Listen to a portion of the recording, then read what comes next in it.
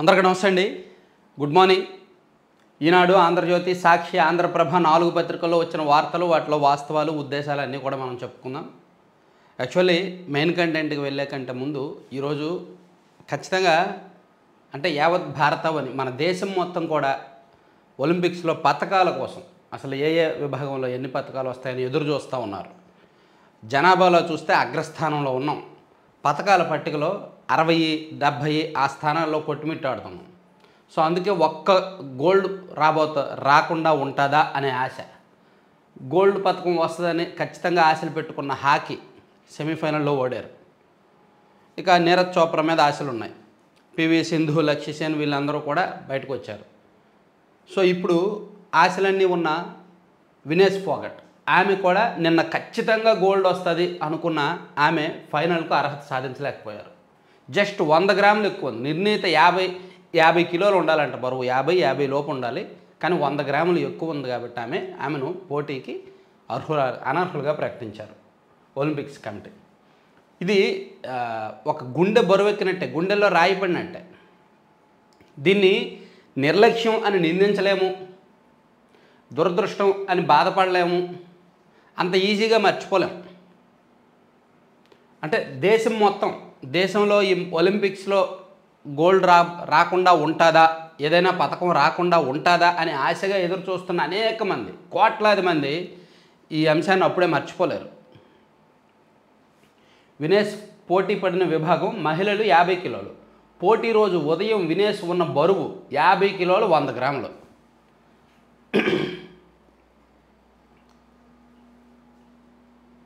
ఇదిగోండి ఇక్కడ రాశారు ఆంధ్రజ్యోతిలో. 100 గ్రాములు పథకం దూరం. ఫైనల్ బౌట్కు ముందు వినేష్ ఫోగట్ అనర్హత వేటు. నిర్ణీత బరువు 50 కిలోల కన్నా 100 గ్రాములు ఎక్కువ ఉన్నట్టు నిర్ధారణ. నిబంధనల ప్రకారమే పోటీ నుంచి తప్పించారన్న వరల్డ్ రెజ్లింగ్ చీఫ్. స్పందించిన మోదీ, ఐఓఏ ఎదుట నిరసన తెలపాలని పీటీ ఉషాకు సూచన. వినేష్ ఛాంపియన్లలో ఛాంపియన్వి, దేశమంతా నీవెంటే ప్రధాని ట్వీట్. సాంకేతిక కారణాలతో పోటీ నుంచి తప్పించడం దురదృష్టకరం. రాహుల్, 12 గంటల్లో బరువు తగ్గించడానికి చేయాల్సిందంతా చేశాం, జట్టు వైద్యుడు. వినేష్ అనర్హతకు గురవడం బాధించింది. బ్రిజ్భూషణ్ కుమారుడు కరణ్. పూర్తి విచారం జరగాలి, పార్లమెంటు ఉభయ సభల్లో విపక్షాల పట్టు. సో ఇందులో ఏమన్నా రాజకీయ కోణం ఉందా, దీనిలో ఏమన్నా వేరే నిర్లక్ష్య కోణం ఏమైనా ఉందా అనేది కూడా చూస్తున్నారు. కోచ్లు, న్యూట్రిషన్లో సహాయ సిబ్బంది నిర్లక్ష్యమే కారణమా? మంగళవారం ప్రీ క్వార్టర్స్కు ముందు 49.9 కిలోలు ఉన్న ఫోగట్. అదే రోజు 3 బౌట్లు అయ్యాక ఆమెకు స్వల్పంగా ఆహారం, నీళ్లు. గంటల్లోనే 52.8 కిలోలకు చేరిక. తగ్గేందుకు రాత్రంతా కసరత్తులు, స్కిప్పింగు, జాగింగు, జుత్తు, జెర్సీ, కొంతమేర కత్తిరింపు, ఆఖరికి కొంతమేర రక్తము తీసివేత. అయినా తప్పని నిరాశ. జుత్తు కత్తిరించారు, జెర్సీ మార్చారు, జాగింగు, స్కిప్పింగు అన్నీ చేసింది. చివరికి రక్తం కూడా కొంత తీశారు. అయినా సరే బరువు తగ్గలేదు. 52.8 కిలోలకి చూడండి, 49.9 కిలోలు ఉన్న ఫోగట్టు 52.8 కిలోలు అంటే దాదాపుగా 3 కిలోలు పెరిగిందాన్ని. కొన్ని గంటల వ్యవధిలో 3 కిలోలు ఎలా పెరుగుద్ది? సో ఆ పెరగకుండా ఉంటే ఈ సమస్య అంతా వచ్చేది కాదు. సో అక్కడే ఏదో జరిగింది అనేది కొంతమంది అనుమానిస్తున్నారు, ఆరా తీస్తున్నారనమాట. సో అందుకే ఈరోజు అన్ని పత్రికల్లో అదే బ్యానర్ వార్తగా రాశారు. గుండె బరువెక్కింది. రెజ్లర్ వినేష్ ఫోగట్కు తీరని వేదన. ఒలింపిక్స్ ఫైనల్కు ముందు అనర్హత వేటు. నిజంగా ఖచ్చితంగా గోల్డ్ వచ్చేది. ఆమె ప్రదర్శన చూసిన వాళ్ళు ఖచ్చితంగా గోల్డ్ వస్తుందనే భావించారు. కానీ ఇప్పుడు గోల్డు లేదు, సిల్వరు లేదు, ఏమీ లేకుండా అయిపోయింది. పసిడికి దగ్గరై అంతలోనే దూరమై 100 గ్రాములు అధిక బరువుతో అనర్హత. ఓవర్ వెయిట్ తగ్గించేందుకు రాత్రంతా కసరత్తులు. నీరు, ఆహారం తగ్గించి జుత్తు కత్తిరించిన నిష్ఫలం. చెదిరిన పథకం ఆశలో యావత్ భారతం దిగ్భ్రాంతి. ఐఓఏ అధ్యక్షురాలు పీటీ ఉషాకు ప్రధాని ఫోన్. అనర్హతను సవాల్ చేయాల్సిన సూచన. భారత్ నిరసన. రూల్స్ అంటే రూల్సే, ఏమీ చేయలేమన్న వరల్డ్ రెజ్లింగ్ చీఫ్. కుప్పకూలిన ఫోగట్. డీహైడ్రేషను, ఆసుపత్రిలో చేరిక. నిలకడగానే ఆరోగ్యం. పార్లమెంటులో రాజకీయ రగడ. చర్చకు విపక్షాల పట్టు. కేంద్ర మంత్రి మాండవీయ వివరణ. విపక్షాల అసంతృప్తి. ఉభయ సభల్లోనూ వాకౌట్. ఫోగట్కు మద్దతుగా నిలిచిన క్రీడాకారులు, ప్రముఖులు కుట్ర కోణం ఉండొచ్చనే సందేహాలు. ఇది కుట్ర కోణం ఉండొచ్చనే సందేహాలు. ఎందుకంటే ఆమె కొన్ని నెలల కిందట బీజేపీలో ఒక అగ్రనాయకుడిగా ఉన్న బ్రిజ్భూషణ్కు వ్యతిరేకంగా రోడ్డు ఎక్కారు. రోడ్డు మీద అనేక నిరసనలు చేశారు. ఒక రాజకీయ శక్తుల మీద ఆమె పోరాడి చివరికి ఈ దశకు చేరుకున్నారు. సో అందుకని ఆమె మీద ఏమైనా కుట్రలు పన్నారేమో అనే అనుమానాలు కూడా వ్యక్తమవుతున్నాయి. సో అందుకు ఖచ్చితంగా దీని మీద ఎంక్వైరీ జరగాలి. మేబీ కుట్రకోణం ఉండొచ్చు, లేకపోవచ్చు, ఉండదనే అనుకుంటున్నాం. కాకపోతే ఆమె తక్కువ వ్యవధిలో ప్రీ క్వార్టర్స్ ఆడినప్పటికేమో 49.9 కిలోలు ఉండి, అంటే నిర్ణీత బరువు కంటే తక్కువ ఉండి, ఫైనల్కి వచ్చేసరికి అంత బరువు పెరగడం, బరువు కారణంగా అనర్థవేట పడడం అనేది మామూలు విషయం కాదు. భారతదేశం మొత్తం ఎంత బాధపడుతున్నప్పుడు ఆమె ఇంకెంత బాధపడతారు. సో అది దాని మీద తేలాల్సిన అంశం. తర్వాత నిన్న క్యాబినెట్ భేటీ జరిగింది. సో క్యాబినెట్ భేటీలో 3 నెలల్లో రీసర్వే సమస్యల పరిష్కారం అంట, 15 రోజులకు ఒకసారి కలెక్టరేట్లలో మంత్రుల అర్జీల స్వీకరణ అంట.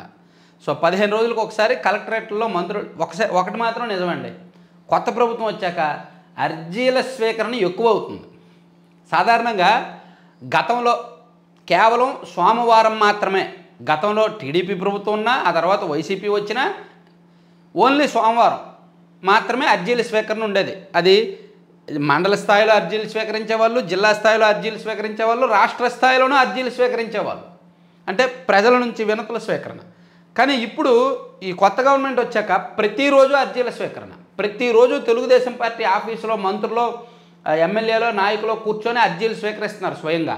పైగా ఇప్పుడు చూడండి, 15 రోజులకు ఒకసారి కలెక్టరేట్లకు కూడా మంత్రులు వెళ్ళాలంట. ఆ జిల్లా మంత్రులు ఎవరైతే ఉన్నారో వాళ్ళు కలెక్టరేట్లలో కూడా కూర్చొని అర్జీలు స్వీకరించాలంట. సో అంటే ప్రజల నుంచి వినతుల స్వీకరణకు ఎక్కువ సమయం ఇస్తున్నారు, ఎక్కువ ప్రయారిటీ ఇస్తున్నారు. వినతుల స్వీకరణ కాదు, వాటి సమస్య పరిష్కారం ఏ విధంగా ఉందనేది ముఖ్యం. సో ఈ కేబినెట్ భేటీకి సంబంధించి చేనేత కార్మికులకు ఆరోగ్య బీమా, గృహ నిర్మాణ పథకం కింద అదనంగా 50,000, జిఎస్టీని తొలగించేందుకు ప్రయత్నం, సాధ్యపడకపోతే కార్మికులు కట్టే మొత్తాన్ని రీఎంబర్స్ చేస్తాం. ఇది బాగుంది. జిఎస్టీని తొలగించడం అంత ఈజీ కాదు, కేంద్రం ఒప్పుకోకపోవచ్చు. సో అది సాధ్యపడకపోతే కార్మికులు కట్టే జిఎస్టీని రీఎంబర్స్ చేస్తామనడం కరెక్ట్ హామీ. జాతీయ చేనేత దినోత్సవం సందర్భంగా నేతన్నలపై సీఎం చంద్రబాబు వరాల జల్లు. నెలలో ఒక్కరోజైనా చేనేత వస్త్రాలు ధరించాలని ప్రజలకు పిలుపు. నెలలో ఒక్కరోజైనా కాదు కానీ అసెంబ్లీ సెషన్స్ జరుగుతున్నప్పుడు ఎమ్మెల్యేలు అందరూ ధరించండి. అలాగే ప్రభుత్వ కార్యాలయాల్లో, ప్రభుత్వ శాఖలో సిబ్బందికి కనీసం వారంలో ఒకరోజు చేనేత వస్త్రాలు ధరించాలి అని చెప్పండి. చేనేత వస్త్రాలు అవి వేసుకుంటే చాలా ఫ్లెక్సిబుల్గా ఉంటాయి, చాలా బాగుంటాయి. అంటే అవి అలవాటు పడితే వదలలేరు. చేనేత వస్త్రాలు అలవాటు పడితే ఇంకా అవి కాకుండా వేరేవేమీ వేసుకోలేమన్నమాట.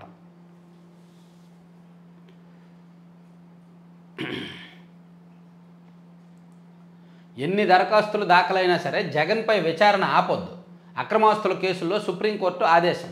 సిబిఐ అఫిడవిట్ చూస్తే బాధ కలిగిందన్న జస్టిస్ సంజీవ్ ఖన్నా. నిన్న జగన్మోహన్ రెడ్డి గారి బెయిల్ రద్దు పిటిషన్ విచారణ సందర్భంగా సుప్రీంకోర్టులో ఆసక్తికర సన్నివేశాలు జరిగాయి. అక్కడ జడ్జి గారు ఆ వాయిదాలు చూసి, ఆ కేసులు వాయిదాలు ఏంటి గత 10 ఏళ్ళుగా ఇన్ని వాయిదాలు పడ్డాయంటని చెప్పి అన్నింటినీ చూసి ఆశ్చర్యపోయి సిబిఐని అడిగారు, ఏమయ్యా అసలు మీరేం చేస్తున్నారని. సిబిఐ వాళ్ళేమో జడ్జీలు మారుతూ ఉన్నారు, చాలామంది డిశ్చార్జ్ పిటిషన్లు వేస్తున్నారు, ఈ డిశ్చార్జ్ పిటిషన్లో మేము రివర్స్ పిటిషన్, కౌంటర్ పిటిషన్లు వేసి ఆ వాదనలు జరిగి మొత్తం అంతా అయ్యేసరికేమో అక్కడ జడ్జీలు మారిపోయి కొత్త జడ్జి వస్తున్నారు, మళ్ళీ మొదటి నుంచి మొదలు పెడుతున్నాము, గత 10 ఏళ్ళుగా అదే జరుగుతుంది అని సిబిఐ చెప్పింది. అంటే అక్కడ కోర్టేమో సిబిఐది తప్పు, వీళ్ళు వాయిదాల మీద వాయిదాలు ఇస్తున్నారు అని ఏదో జరుగుతుందని కోర్టు అనుమానించింది. సిబిఐ ఏమో ఇలా చెప్పింది. అలా మొత్తానికి దేశంలో ఈ కేసు, జగన్మోహన్ రెడ్డి గారి అవినీతి వ్యవహారాల కేసే ఒక కేస్ స్టడీగా మారిపోయే అవకాశం ఉంది. జగన్ అక్రమాస్తుల కేసులో వివిధ వ్యక్తులు దాఖలు చేస్తున్న దరఖాస్తులతో, అంటే డిశ్చార్జ్ పిటిషన్లతో సంబంధం లేకుండా విచారణ కొనసాగించాలని సుప్రీంకోర్టు న్యాయమూర్తి జస్టిస్ సంజీవ్ ఖన్నా ఆదేశించారు. మాజీ ముఖ్యమంత్రి జగన్మోహన్ రెడ్డి అక్రమాస్తుల కేసు విచారణలో జాప్యం జరుగుతున్నందున వాటి విచారణను వేరే రాష్ట్రానికి బదిలీ చేయాలంటూ వైకాపా ఎంపీగా ఉన్నప్పుడు ప్రస్తుత తెదేపా ఎమ్మెల్యే రఘురామకృష్ణరాజు దాఖలు చేసిన కేసులపై జస్టిస్ సంజీవ్ కుమార్, జస్టిస్ మహదేవన్లతో కలిసి బుధవారం ఆయన విచారణ చేపట్టారు. రఘురామ తరపు న్యాయవాది వాదనలు ప్రారంభిస్తూ జగన్ అక్రమాస్తుల కేసుల విచారణలో ఎలాంటి పురోగతి లేదన్నారు. సో ఇది కొన్ని ఆశ్చర్యకరమైన సంఘటనలే. సుప్రీంకోర్టు సిబిఐని అడగను, సిబిఐ వాళ్ళు ఇచ్చిన సమాధానం, ఇదంతా కూడా దేశంలో వ్యవస్థల్లో ఉన్న లోపాలను చెప్తున్నాయి. అవి వ్యవస్థల్లో లోపాలు వాడుకొని ఆయన బయట ఉన్నారు అంతే. డిశ్చార్జ్ మోషన్ పిటిషన్లు వేస్తారు, దాని మీద విచారణ కౌంటర్లు అదంతా లేట్ అవుద్ది. మరోవైపు వాయిదాల మీద వాయిదాలు పడుతున్నాయి. ఎవరో ఒకరు దాతృత్వ దీపం వెలిగించాలి, ఆ వెలుగును చూసి మరికొందరు ముందుకు రావాలి. అందుకే ఐఐటికి 228 కోట్లు ఇతర సేవా కార్యక్రమాలు, రాబోయే 5 ఏళ్ళలో ఆంధ్రప్రదేశ్లోనూ సేవలు పెట్టుబడులు.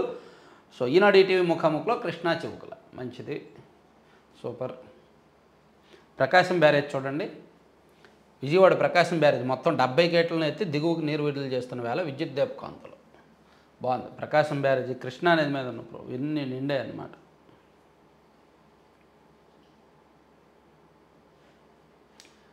విశాఖలో వైకాపాకు భారీ షాక్. జీవీఎంసీ స్థాయి సంఘ ఎన్నికల్లో కూటమి ఘన విజయం. 10కి 10 స్థానాలు గెలుచుకున్న తెదేపా అభ్యర్థులు. విశాఖపట్నం జీవీఎంసీలో స్థాయి సంఘం ఎన్నికలు. యాక్చువల్ అక్కడ నెంబర్ పరంగా చూసుకుంటే జీవీఎంసీలో వైసీపీ కార్పొరేటర్లు ఎక్కువ, స్థాయి సంఘంలో వాళ్ళే గెలవాలి, వైసీపీ వాళ్ళే. కానీ ఇక్కడ పవర్ గెలిచింది, అధికారం గెలిచింది, కాబట్టి కూటమి గెలిచింది. వైసీపీకి షాకే నిజంగా, వైసీపీ తేరుకోలేదు. అందులోకి ఇప్పుడు ఎమ్మెల్సీ ఎలక్షన్స్ ఉన్నాయి. ఎమ్మెల్సీ ఎలక్షన్స్లో ఓడిపోతే వైసీపీ ఇంకా కష్టమే. అఫ్కోర్స్ పవర్ గేమ్ జరుగుతుంది, ఆల్రెడీ ఇంటర్నల్గా పవర్ గేమ్ స్టార్ట్ అయింది. కాబట్టి టీడీపీ అభ్యర్థికే ఛాన్సులు ఉన్నాయి, కూటమి అభ్యర్థికే ఛాన్సులు ఉన్నాయి అంటున్నారు విశాఖలో. చూద్దాం, నేను కూడా ఎప్పటికప్పుడు పరిశీలిస్తా. అది పక్కన పెడితే ఇంకో విషయం, నిన్న శ్రీలంకతో వన్డే సిరీస్ కూడా ఓడిపోయారంట ఇండియా. గత నెలలో వరల్డ్ కప్ గెలిచి 2020 వరల్డ్ కప్ గెలిచి ఇప్పుడు వన్డే సిరీస్ పక్కన శ్రీలంక దేశంతో ఓడిపోయారు. శ్రీలంక క్రికెట్ గత కొన్ని సంవత్సరాలుగా బలహీనపడుతోంది, అటువంటిది వన్డే సిరీస్ ఓడిపోయారు. 3 వన్డేల సిరీస్లో 1 టై అయింది, 2 ఓడిపోయారు. మరి ఎలా ఉందో చూడండి. గౌతమ్ గంభీర్ కోచ్ అయిన తర్వాత ఆడిన ఫస్ట్ సిరీస్ అది. సరే, అది మళ్ళీ మాట్లాడదాం తర్వాత. చంద్రబాబుదే అధర్మ యుద్ధం, మనమే గెలవాలి. పాడేరు, అరకు నియోజకవర్గాల పరిధిలోని ప్రజాప్రతినిధులతో వైఎస్ జగన్మోహన్ రెడ్డి నియోజకవర్గాల వారీగా జెడ్పీటీసీ, ఎంపీటీసీ సభ్యులతో వేరువేరుగా సమావేశం. విలువలు, విశ్వసనీయతే వైఎస్ఆర్సీపీ నైజం. ఇవన్నీ కబుర్లు అండి, బయట కబుర్లు వేరు, లోపల ఏం చెప్పారు చెప్పండి. బయట పార్టీ ప్రజాప్రతినిధులు అందరిది అదే మాట, అదే బాట. ఏకాభిప్రాయంతోనే ఎమ్మెల్సీ అభ్యర్థిగా బొత్స ఎంపిక. 5 లక్షలు 10 లక్షలు ఇస్తామంటూ చంద్రబాబు ప్రలోభ పెడుతున్నారు. ఆ ప్రలోభాలకు లొంగకుండా మనస్ఫూర్తిగా సహకరించండి. ఎన్నెన్నో హామీలు ఇచ్చి అన్ని వర్గాల వారిని మోసం చేశారు. మీ జగనే సీఎంగా ఉంటే ఇప్పటికే అమ్మఒడి, రైతు భరోసా, విద్యా దీవెన, వసతి దీవెన వచ్చి ఉండేవి. ఇవే కబుర్లు, ఏ మీటింగ్కి వెళ్ళినా అవే కబుర్లు. అది ఆఫ్ రికార్డ్ మీటింగ్ అయినా, ఆన్ ది రికార్డ్ మీటింగ్ అయినా, ఎలక్షన్ సమయత మీటింగ్ అయినా, పబ్లిక్ మీటింగ్ అయినా అదే మీటింగ్. పక్కన ఎవరైనా ఉంటే వాళ్ళనేమో పరిచయం చేసి ఆర్థికంగా అంతంత మాత్రమే మంచోడు, సౌమ్యుడు, సన్నిహితుడు అని కబుర్లు చెప్పడం. ఇంకా ఎదురుగా జనం ఉంటే నాకు సొంతంగా పత్రిక లేదు, సొంతంగా ఛానల్ లేదని ఏడవడం. అంతకుమించి ఇంకేమైనా ఉందా? ఇది ఎవరిది పత్రిక? నాకు వైసీపీ మీద కోపం రావడానికి ప్రధాన కారణాలు ఇవే. కళ్ళెదురుగా సొంత పత్రిక పెట్టుకొని నాకు పత్రిక లేదు, సొంత పత్రిక లేదు, సొంత మీడియా లేదని చెప్పడం అంటే ఎంత దౌర్భాగ్యం అండి. కళ్ళెదురుగా అమలు చేయని హామీలను పెట్టుకొని 99% అమలు చేసాం, 99% అమలు చేసామంటే కోపం రాదా అండి? అబద్ధాలు ఆడొచ్చు, రాజకీయ నాయకుడు అనేవాడు అబద్ధాలు ఆడతాడు, అబద్ధాలు ఆడితేనే అతనికి మనుగడ. కానీ కళ్ళెదురుగా కనిపిస్తున్న నిజాలను కూడా అబద్ధాలుగా చూపించడం అంటే మరి నేను గొర్రెని కాదు కదా. అందుకే ఆ పార్టీని ద్వేషిస్తూ వచ్చా.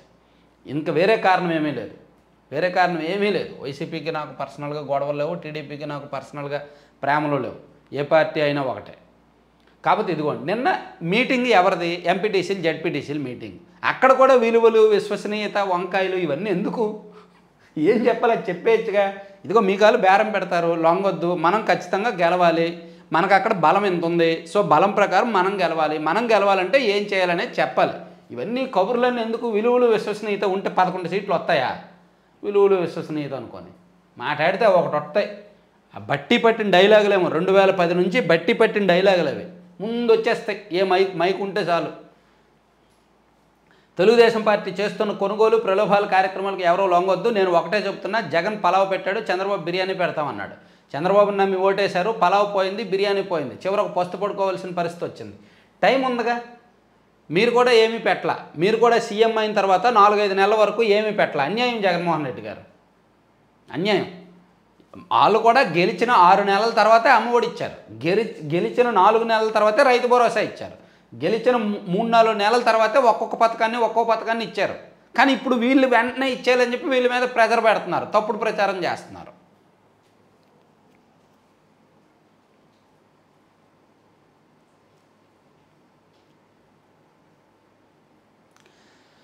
తర్వాత ఈవీఎంలపై ఫిర్యాదులు వెనక్కి తీసుకోండి, మీరు చెల్లించిన ఫీజు వాపసు ఇస్తాం. వైఎస్ఆర్సీపీ అభ్యర్థులపై ఎన్నికల సంఘం అధికారులు ఒత్తిడి. విజయనగరం లోక్సభ స్థానం పరిధిలో 81% పోలింగ్. 21 రోజులు గడిచిన ఈవీఎంలో ఇంకా 99 ఛార్జింగ్. దీనిపై విచారణ జరపాలని ఆర్ఓకు వైఎస్ఆర్సీపీ అభ్యర్థులు బెల్లని ఫిర్యాదు. ఈసీ సూచన మేరకు 94,400 ఫీజు చెల్లింపు. ఈవీఎం ట్యాంపరింగ్, హ్యాకింగ్ అనుమానాలతో ఒంగోలు ఎమ్మెల్యే అభ్యర్థి బాలినేని ఫిర్యాదు. విచారణ కోసం 5,66,400 చెల్లించిన బాలినేని. ఇదే రీతిలో బొబ్బిలి అభ్యర్థి శంబంగి చిన్నప్పలనాయుడు ఫిర్యాదు. ఈ నెల 25 నుంచి 28 వరకు విచారణ చేస్తామని ఎన్నికల సంఘం. తేదీ దగ్గర పడుతున్న కొద్దీ అధికారుల్లో ఆందోళన. ఈవీఎంల పనితీరుపై ఏడీఆర్ విఎఫ్టీ అంతే రాసుకోండి, ఈవీఎంల మీద ఏడవడమే. 2019లో జరిగిన ఎన్నికల మీద కూడా ఈవీఎం విచారణ జరపండి. అప్పుడు ఈవీఎంలు తప్పు అయితే ఇప్పుడు ఈవీఎంలు తప్పే, అప్పుడు ఈవీఎంలు రైట్ అయితే ఇప్పుడు ఈవీఎంలు రైటే. నేనైతే అదే అంట. 2019లో జరిగిన ఎన్నికల మీద కూడా విచారణ జరపండి. గెలిస్తేనేమో ప్రజలు ఓట్లు వేశారు, ఓడిపోతేమో ఈవీఎంలు ఓడించాయి. ఈ రెండు రాజకీయ పార్టీలు అంతే అలాగే మాట్లాడుతున్నారు. నాకైతే వ్యక్తిగతంగా ఈవీఎంల మీద ఎటువంటి అనుమానాలు లేవు. నాకు ఉన్న అనుమానాలన్నీ నేను ఒక 7-8 సంవత్సరాల కిందటే నివృత్తి చేసుకున్నా. ఈవీఎంల మీద నాకున్న అనుమానాలను నేను స్వయంగా వెళ్ళి పరిశీలించి నివృత్తి చేసుకున్నా. కాబట్టి నాకు వ్యక్తిగతంగా సొంతంగా ఎటువంటి అనుమానాలు లేవు ఈవీఎంల మీద. ఈవీఎంల అనేది హ్యాక్ చేయడము, ట్యాంపర్ చేయడం అనేది అసాధ్యం. కాకపోతే ఎవరి వాదన వాళ్ళకు ఉంటుంది కాబట్టి నేను దాన్ని గట్టిగా చెప్పను అంతే. తర్వాత విత్తనం దొరక్క రైతుల ఒర్రి. JGL 384 రకం వరి విత్తనం దొరక్క రైతుల అవస్థలంట. 10 రోజులుగా కాళ్ళు అరిగేలా తిరుగుతూ ఎదురుచూపులు. ఒకే ఒక్క దుకాణంలో విక్రయం. కుయ్యకట్టిన రైతులు కోరిన విత్తనాలు అందజేయాలని ప్రభుత్వం. నోరు మీద పడిన ఎమ్మెల్యేలు, అన్నదాతల ఆగ్రహం. సో పల్నాడు జిల్లా నరసరావుపేటలో విత్తనాల టోకెన్ కోసం బారులు తీరిన రైతులంట. ఇది కొంచెం ప్రభుత్వం చూడాలి, కొంచెం సీరియస్ ఇష్యూనే. జగన్ బుల్లెట్ ప్రూఫ్ వాహనానికి లోపాలు నిజమే, ఆ వాహనం అద్దాలకు పగుళ్ళు కూడా ఉన్నాయి, హైకోర్టుకు నివేదించిన రాష్ట్ర ప్రభుత్వం. మాజీ సీఎంకు మంచి బుల్లెట్ ప్రూఫ్ వాహనం ఇవ్వాల్సిన అవసరం ఉందన్న హైకోర్టు. భద్రత కుదింపై 2 వారాల్లో కౌంటర్ దాఖలకు కేంద్ర రాష్ట్ర ప్రభుత్వాలకు ఆదేశం. సో బుల్లెట్ ప్రూఫ్ వాహనం అయితే బాగాలేదు, మేము సెట్ చేసి ఇస్తాము, అది రిపేర్లో ఉంది అని నిన్న ప్రభుత్వం హైకోర్టులో ఒప్పుకుందనమాట. తర్వాత కొత్త వైద్య కళాశాలల ప్రైవేటీకరణ, ప్రభుత్వ ప్రైవేటు భాగస్వామ్యంతో నిర్వహణకు అడుగులు. గుజరాత్ PPP మోడల్ అధ్యయనానికి కసరత్తు. సీఎం చంద్రబాబు అధ్యక్షత మంత్రిమండలిలో నిర్ణయం. 5 కొత్త వైద్య కళాశాలలో అదనంగా 380 పోస్టులు భర్తీ. 2 పిల్లలకు మించి ఉంటే స్థానిక ఎన్నికల్లో పోటీపై నిషేధం ఎత్తివేత. ఎక్సైజ్ శాఖ పునర్వైభవానికి కేబినెట్ సబ్ కమిటీ ఏర్పాటు. ప్రభుత్వ ముద్ర, QR కోడ్లతో పట్టాదారు పాస్ పుస్తకాలు. మత్స్యకారుల హక్కులకు భంగం కలిగించే 144, 217 జీవోల రద్దు వెల్లడించిన మంత్రి పార్థసారథి. మంచి నిర్ణయాలే తీసుకున్నారు నిన్న. కడల వైపు కృష్ణమ్మ పరుగులు. సో అది ఒకటి ఇచ్చారనమాట. సో ఇవన్నీ మన సాక్షి. 10 రూపాయల నాణ్యం చెల్లుతుంది. 10 రూపాయల నాణ్యంపై ఉన్న అపోహలు తొలగించాలని రాష్ట్ర ప్రభుత్వాన్ని రిజర్వ్ బ్యాంక్ ఆఫ్ ఇండియా గట్టిగా కోరింది. డ్వాక్రా మహిళలపై అమరావతి ట్యాక్స్. అమరావతికి కేంద్రం నుంచి నిధులు రాబట్టలేకపోయిన కూటమి ప్రభుత్వం ఇప్పుడు ఆ భారాన్ని డ్వాక్రా మహిళలపై వేస్తుందంట. ప్రతి మహిళ అమరావతి కోసం 100 రూపాయలు ఇవ్వాల్సిందేనంటూ అధికారుల ద్వారా హుకుం జారీ చేస్తుందా చూడాలి. ఇదేంటో. MBBS పెరగనున్న కటాఫ్లు. MBBS కోర్సులో 2024-25 విద్యా సంవత్సరానికి సంబంధించి ప్రవేశాలు కౌన్సిలింగ్ త్వరలో. తర్వాత విశాఖలో కూటమి మహాకుట్రంట. అవును, వాళ్ళు గెలిస్తే కుట్ర, వీళ్ళు గెలిస్తే ప్రేమ, అదేగా మనకు అలవాటు. ఏదైనా పవర్ పాలిటిక్స్లే, అంతిమంగా చెప్పేది పవరే. తర్వాత చుక్కల భూములకు చెక్. చీకటి దందా తేలేదాకా 22A భూముల రిజిస్ట్రేషన్లు బంద్. రాష్ట్ర కేబినెట్ కీలక నిర్ణయం. గ్రామాల వారీగా రెవెన్యూ సభలు, అక్కడే ప్రజల నుంచి ఫిర్యాదుల స్వీకరణ, 3 నెలల్లో పరిశీలన, డిప్యూటీ కలెక్టర్ల నేతృత్వంలో విచారణ కమిటీలు. చుక్కల భూములు అంటే పూర్తిగా రిజిస్ట్రేషన్లు ఆపేస్తారంట ఆ ఇష్యూస్ అన్నీ తేలే వరకు. జగన్ రాళ్ళు బొమ్మలు బంద్. ప్రభుత్వ ముద్ర, QR కోడ్తో కొత్త పాస్ పుస్తకాలు. స్థానిక సంస్థల్లో పోటీకి కేబినెట్ కమిటీ నిర్ణయాలు చెప్పారు. తర్వాత టీచర్లు, డాక్టర్లకు బదిలీలు లేవంట. ప్రజా సంబంధ శాఖల్లో త్వరలో బదిలీలు. ఏపీలో నిశ్శబ్ద విప్లవం, బంగ్లాలో హింసాత్మకం. సో యాక్చువల్లీ బదిలీలు జరిగితే May, Juneలోనే జరిగిపోవాలి. అప్పుడు పిల్లలు ఏమైనా స్కూల్ మారడానికి దానికి దీనికి అవకాశం ఉంటుంది. కానీ ఇప్పుడు కొత్త ప్రభుత్వం వచ్చిన తర్వాత ఇప్పుడు ఆగస్టు వచ్చేసింది. ఇప్పుడు అందరికీ బదిలీలన్నా ఇబ్బంది పడతారు. ఎందుకంటే స్కూల్స్ ఓపెన్ అయిపోయి, అకాడమిక్ ఇయర్ స్టార్ట్ అయింది, అడ్మిషన్స్ అన్నీ ఉంటాయి. సో ఈ టైంలో బదిలీలు జరపడం మంచిది కాదు. మరీ అవసరం అయితే బదిలీలు చేయాలి అంతే. తర్వాత జగన్ అక్రమాస్తుల కేసులో ఏమిటి కాలయాపన, సుప్రీం ధర్మాసనం అసహనం, అదే మనం చెప్పుకున్నాంలే ఇందాక, అది పక్కన పెడదాం. మళ్ళీ పాపులర్ బ్రాండ్లు, మద్యం కంపెనీలకు ప్రభుత్వం ఆహ్వానం, ఇకపై ఎలాంటి ఒత్తిళ్లు ఉండవు, పాత విధానంలోనే వ్యాపారానికి భరోసా, ఆదాయాన్ని కొంత వదులుకొని అయినా అన్ని బ్రాండ్ల ధరలు తగ్గించే యోచన, సరిహద్దు రాష్ట్రాల్లో కంటే కొంత తక్కువకే అక్టోబర్ 1 నుంచి కొత్త మద్యం పాలసీ, వైసీపీ బ్రాండ్లకు చెక్ పెట్టే వ్యూహం. సో కొంత రేట్ అయితే తగ్గించే ఆలోచనలో కూడా ఉన్నారు. అన్ని బ్రాండ్లు వస్తాయి, క్వాలిటీ ప్లస్ రేటు రెండింటినీ కాస్త కంట్రోల్ చేసే ఆలోచనలో ప్రభుత్వం ఉందన్నమాట. తర్వాత జోగి రమేష్ను అదుపులోకి తీసుకోవాలి, ముందస్తు బెయిల్కి అనర్హుడు, బాబు ఇంటిపై దాడి వెనుక కుట్ర, ఏం జరిగిందో తేలాలంటే విచారించాల్సిందే, హైకోర్టులో పోలీసుల తరపున సిద్ధార్థ లోత్రా పోసాని వాదనలు, దురుద్దేశంతోనే కేసు, జోగి తరపు న్యాయవాది. ఏముంది ఆయన అందులో దురుద్దేశం కదా, ఒక రియాలిటీ షో, ఆ షోలో ఆయన బాగా జీవించాడు కాబట్టి మంత్రి పదవి వచ్చింది దానికి గిఫ్ట్గా. చంద్రబాబు గారి మీద సాధారణంగా జగన్మోహన్ రెడ్డి గారిని సాటిస్ఫై చేయాలంటే చంద్రబాబు గారిని, లోకేష్ గారిని, పవన్ కళ్యాణ్ గారిని తిట్టాలి. సో ఈయన తిట్టడం కంటే ఎక్కువ కొట్టడానికే వెళ్ళిపోయాడు డైరెక్ట్. అధికారం ఉంది, అధికార పార్టీ ఎమ్మెల్యే, మంది మార్పులు వెనక ఉన్నారు జేజేలు కొడుతూ, ఇంకేముంది కొట్టడానికి వెళ్ళిపోయాడు అనమాట, దాడికి, ఇంటి మీద దాడికి వెళ్ళిపోయాడు ఆయన. సో అది జరిగిన కొన్ని నెలలకి మంత్రి పదవి వచ్చింది. సో అందుకే రియాలిటీ షోలో ఎవరు బాగా నటిస్తే వాళ్ళకి పదవులు వస్తాయి. వైసీపీలో అదొక కల్చరు. పాపం ఇప్పుడు వాళ్ళందరూ ఎక్కడెక్కడికో వెళ్ళిపోయారు. బంగ్లాదేశ్ తాత్కాలిక ప్రధానిగా నేడు యూనస్ ప్రమాణం, ఢాకాలో బీఎన్పీ భారీ ర్యాలీ, హింసను వెన్నాలని ఖలీదా పిలుపు. సో బంగ్లాదేశ్లో జరుగుతున్నాయన్నమాట పరిణామాలు. నా తండ్రి కేసులో న్యాయం చేయండి, నిందితులను గత ప్రభుత్వం కాపాడింది, అరెస్ట్ కాకుండా తప్పించుకునేలా చేసింది, సిబిఐకి పోలీసులు సహకరించలేదు, నాటి అధికారులపై కఠిన చర్యలు తీసుకోండి, హోంమంత్రి అనితకు వివేక కుమార్తె సునీత విన్నపం, సాయానికి మంత్రి హామీ. సో నిన్న హోంమంత్రి అనిత గారితో సునీత భేటీ అయ్యారన్నమాట, అది ఇచ్చారు. ఆర్టీసీకి 400 కొత్త బస్సులు అంట, మంచిది. ఆంధ్రప్రభలో చూసుకుంటే, ఆంధ్రప్రభ భూ రికార్డులు ప్రక్షాళన, వివాదాల పరిష్కారానికి గ్రామ సభలు, మంచిది. ఇవన్నీ ఓకే, ఇవన్నీ చదివాము. రొటీన్కి భిన్నంగా కామన్ మ్యాన్గా చేనేత స్టాల్లో భారీ కోసం 2 చీరలు కొన్న సీఎం, ప్రకాశం బ్యారేజీపై కాన్వాయ్ ఆపించి కిందకు దిగిన చంద్రబాబు, ప్రజలతో సరదాగా మాటమంతి, మంత్రివర్గ భేటీలోనూ కొత్త జోష్లో సీఎం, స్టైల్ మార్చి వేగం పెంచిన ముఖ్యమంత్రి, మంచిది. రాజధానిలో జంగిల్ క్లియరెన్స్కు శ్రీకారం, ప్రత్యేక పూజలతో ప్రారంభం, స్వయంగా పొక్లైన్ ఆపరేట్ చేసిన మంత్రి నారాయణ, త్వరలో నిపుణుల కమిటీకి నివేదిక. సో రాజధానిలో జంగిల్ క్లియరెన్స్ దాదాపుగా 32 కోట్లు, ఎంతో 36 కోట్లతో జంగిల్ క్లియరెన్స్ ఒక నెల రోజుల పాటు చేస్తారు. తర్వాత బొత్సాను గెలిపించండి, చంద్రబాబుకి ఎన్నిక ఒక గుణపాఠం కావాలి, భవిష్యత్ ఎన్నికల్లో ఆయన సింగిల్ డిజిట్కే పరిమితం అవుతారు, విలువలు విశ్వసనీయత, దండం మాస్టర్ దండం, విలువలు విశ్వసనీయత మనకు అవి ఎక్కువైపోయినాయి.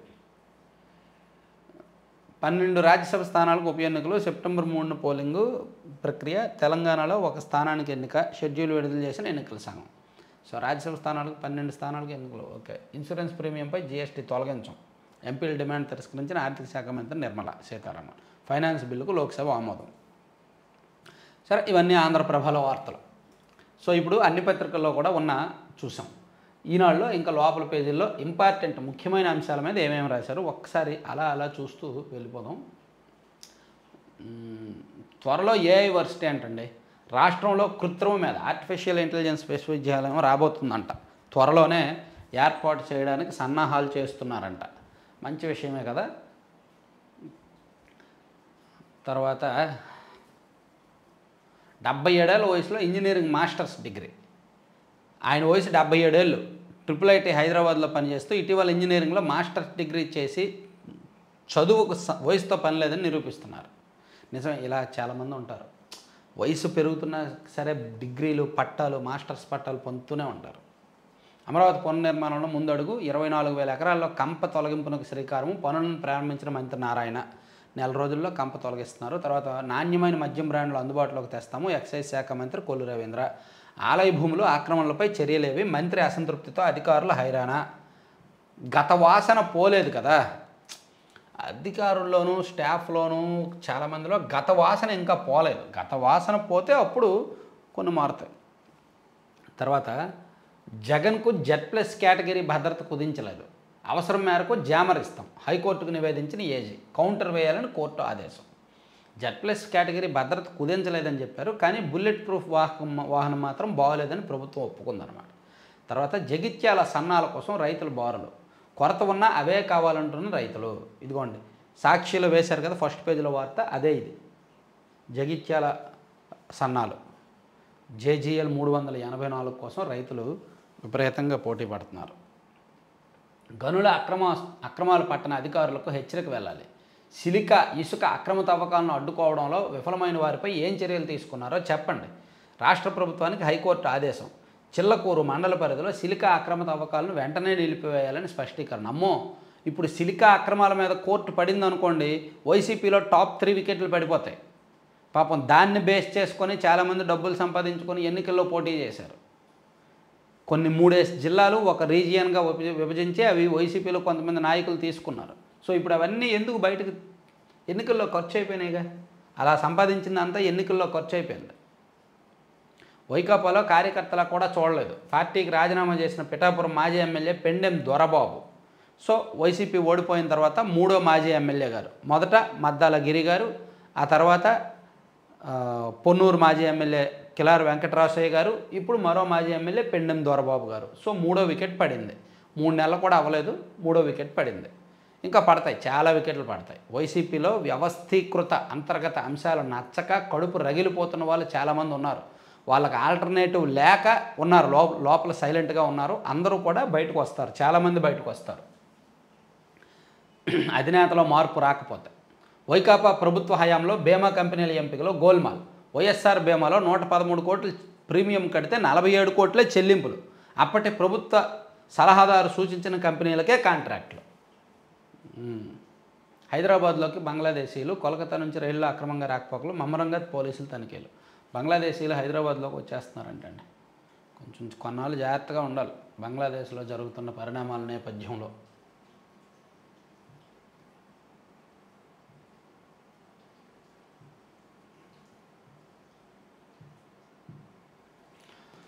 సో ఇవన్నీ రాష్ట్రాలకు సంబంధించిన అంశాలు. సో ఇంకా సాక్షిలో ఏమైనా 2వ పేజీలో ఉన్నాయేమో చూద్దాం. మనందరికీ ఎంతో ఇష్టం సాక్షి. నేనైతే ఒక 100 పేజీల పత్రిక రావాలని నేను డిమాండ్ చేస్తున్నా.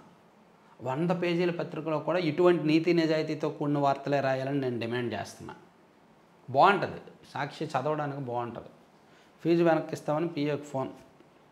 విశాఖలో కూటమి మహాకుట్ర.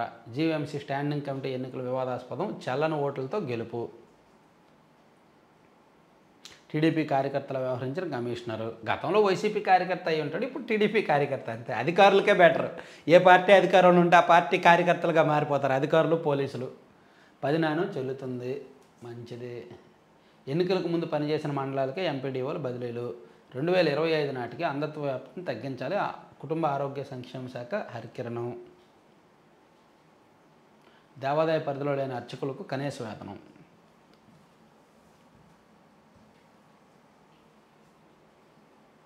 చంద్రబాబుదే అధర్మ యుద్ధం, మనమే గెలవాలి. పాడేరు, అరకు నియోజకవర్గాల పరిధిలోని ప్రజాప్రతినిధులతో వైఎస్ జగన్. అయితే ఒకటి మాత్రం నిజం, సంఖ్యాపరంగా చూసుకుంటే వీళ్ళే గెలవాలి, వైసీపీనే గెలవాలి ఎమ్మెల్సీ, ఉమ్మడి విశాఖపట్నం ఎమ్మెల్సీ ఎన్నిక. కానీ అక్కడ టీడీపీ గెలిచే అవకాశం ఎందుకుందంటే అసలు వీళ్ళకి సంఖ్య రావడానికి కారణం ఏంటి? వీళ్ళకి అధికారం ఉండడమే కదా. అసలు 615 మంది స్థానిక సంస్థల సభ్యులు వైసీపీకి గెలవడానికి కారణం ఏంటి? వీళ్ళు అధికారంలో ఉన్నారు కాబట్టి. సో అప్పుడు పవర్ గేమ్ వాళ్ళు ఆడారు, ఇప్పుడు పవర్ గేమ్ వీళ్ళు ఆడతారు. ప్యూర్లీ పవర్ గేమ్ ఇది, పవర్ పాలిటిక్స్. డ్వాక్రా మహిళలపై అమరావతి ట్యాక్స్. ఇది ఒకసారి నిజమో కాదో చూడాలండి. ఒక్కో డ్వాక్రా మహిళ 100 రూపాయలు ఇవ్వాలంట. ఇది నిజమా కాదా నేను ఒకసారి వెరిఫై చేస్తా. డ్వాక్రా వాళ్ళతో కొంతమందితో మాట్లాడి ఎంతవరకు కరెక్టో చూస్తా. 5 స్టార్ రేటింగ్ కంపెనీనా? 5 స్టార్ రేటింగ్ కంపెనీగా Bharathi cements, lime stone mine. Okay, మంచిది. గాసిప్లే బాబు జీవనాడి. మాజీ మంత్రి బొత్స సత్యనారాయణ. ఇంకేం బొత్స సత్యనారాయణ? ఆ ఎన్నికల్లో ఓడిపోతే ఇంక పట్టించుకోరు ఎవరు. ఎమ్మెల్సీగా ఆయన్ని పెట్టారు, ఓడిపోతే పట్టించుకోరు. జగన్ భద్రతపై దుష్ప్రచారం. వాహనంలో లోపభూయిష్టంగా ఉన్నట్టు ప్రభుత్వ న్యాయవాది ఒప్పుకున్నారు. అంబటి సెక్యూరిటీలో ల్యాండ్ క్రూజర్లు ఎక్కడున్నాయి? ఓకే, జగన్ బుల్లెట్ ప్రూఫ్ వాహనానికి లోపాలు నిజమే, అదే ఇందాక చెప్పుకున్నాం కదా. అదే రఘురాంపై సుప్రీం అసహనం. కోర్టులను ఎంతమాత్రం శాసించవద్దు, క్షేత్రస్థాయి కోర్టులను మేము నియంత్రించజాలం. అన్ని విషయాలను ట్రయల్ కోర్టు చూసుకుంటుంది. ఏం చేయాలో ఇప్పటికే స్పష్టంగా చెప్పేశాం. తేల్చి చెప్పిన సుప్రీం ధర్మాసనం తదుపరి విచారణ నవంబర్కు వాయిదా.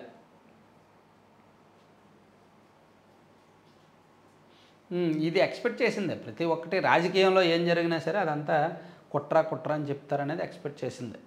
సో ఇది పత్రికల్లో 3 పత్రికల్లో ఉన్న వార్తాంశాలు అనమాట. మరిన్ని కీలకమైన అంశాలు ఒకసారి చూసుకొని మళ్ళీ నెక్స్ట్ వీడియోస్ చేసుకుందాం. దీనికి సంబంధించి ఏమైనా సలహాలు సూచనలు ఇవ్వాలంటే కామెంట్ చేయండి.